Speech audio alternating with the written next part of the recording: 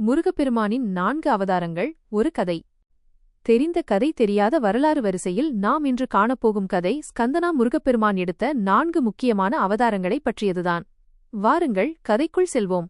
முதல் அவதாரம் தவசீலர் சனத்குமாரர். ஒரு காலத்தில் பிரம்மதேவன் சிருஷ்டியை தொடங்குவதற்காக சனகாதி முனிவர்கள் 4 படைத்தார். ஆனால் அந்த முனிவர்கள் 4 உலகப்பற்றை விடுத்து தவத்தில் ஈடுபட முடிவு செய்தனர். அவர்களில் ஒருவர்தான் சனத்குமாரர். இவர் மிகவும் தீவிரமான தவத்தில் ஈடுபட்டார். உலகைத் துறந்து எதிலும் பற்றில்லாமல் வாழ்ந்தார். சனத்குமாரரின் தவத்தைக் கண்ட சிவனும் பார்வதியும் அடிக்கடி அவர் இருக்கும் இடத்துக்கு வந்து பார்த்துச் சென்றனர். ஒருமுறை சிவன் சனத்குமாரரை பார்த்து, மகனே, உனக்கு என்ன வரம் வேண்டும் கேள் என்று கேட்டார். சனத்குமாரரோ, எனக்கு எதுவும் வேண்டாம், நான் கேட்கவில்லையே என்று பதிலளித்தார். பலமுறை இதுவே தொடர்ந்தது. ஒரு கட்டத்தில் சனத்குமாரருக்கு சலிப்பு ஏற்பட சிவனையும் பார்வதியையும் பார்த்து, உங்களுக்கு என்ன வரம் வேண்டும், கேளுங்கள், நான் தருகிறேன் என்று கேட்டார். இதற்காகவே காத்திருந்த சிவன், நீர் எனக்கு மகனாக பிறக்க வேண்டும் என்று வரம் கேட்டார். சனத்குமாரர் நிதானமாக, நீங்கள் மட்டும் கேட்டதால் உங்களுக்கு மட்டும் நான் மகனாக பிறப்பேன் என்று கூறினார். பக்கத்தில் இருந்த பார்வதி தேவி உடனே, நீங்கள் என்ன இப்படிச் சொல்கிறீர்கள்? கணவர் கேட்டால் மனைவி கேட்டதற்கு சமம். ஈசன் கேட்டார் என்றால் அதில் என்னுடைய சம்மதமும் இருக்கிறது என்றே அர்த்தம். தாங்கள் இவ்வாறு கூறக்கூடாது என்று வாதிட்டார். அதற்கு சனத்குமாரர், நான் ஈசனுக்கு மட்டுமே மகனாக பிறப்பேன். ஆனால் முன்பு தாங்கள் தட்சனின் யாகத்தில் விழுந்து குளிர்ந்த உங்கள் திருமேனியின் நீர் சரவணப் பொய்கையாக மாறியுள்ளது. ஈசனின் நெற்றிக் கண்ணிலிருந்து நெருப்புப் பொறிகள் உண்டாகி அந்தச் சரவணப் பொய்கையில் விழுந்தவுடன் நான் தங்களுக்கும் மகனாக ஆவேன் என்று உறுதி கூறினார். இரண்டாவது அவதாரம் சரவணப் பெருமான்.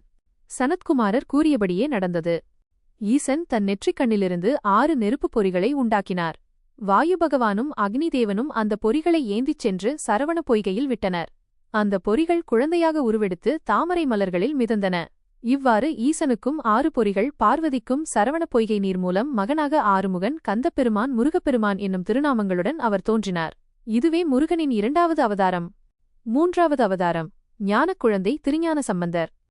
உலகை படைத்து காக்கும் அன்னை பார்வதி தேவி மற்ற குழந்தைகளுக்கு பசி எடுத்தால் உணவளித்து பசிப்பிணியை போக்குவாள். ஆனால் தன் குழந்தை என்றால் பசி என்றால்தானே வந்து பாலை ஊட்டி பசி போக்குவாள். அப்படி ஒரு நாள் சீர்காழியில் உள்ள சிவக்கோயிலில் குழந்தையாக இருந்த திருஞான சம்பந்தர் பசியால் அழுது கொண்டிருந்தார்.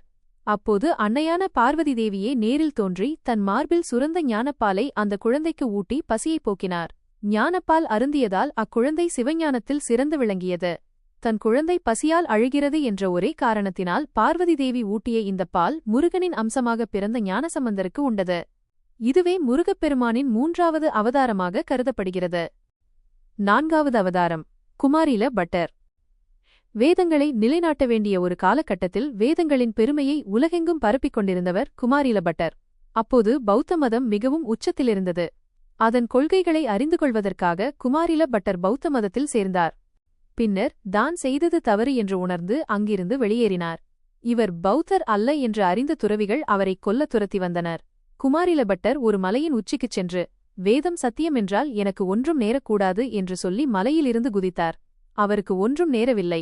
ஆனால் காலில் மட்டும் ஒரு சிறிய எலும்பு முறிவு ஏற்பட்டது.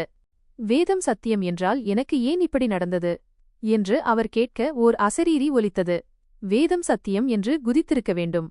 ஆனால் சத்தியமாக இருந்தால் ஏன் என்று ஒரு சந்தேகத்துடன் உச்சரித்தீர்கள். அந்தச் சந்தேகத்தின் பலனைத்தான் இப்போது அனுபவிக்கிறீர்கள் என்று கூறியது.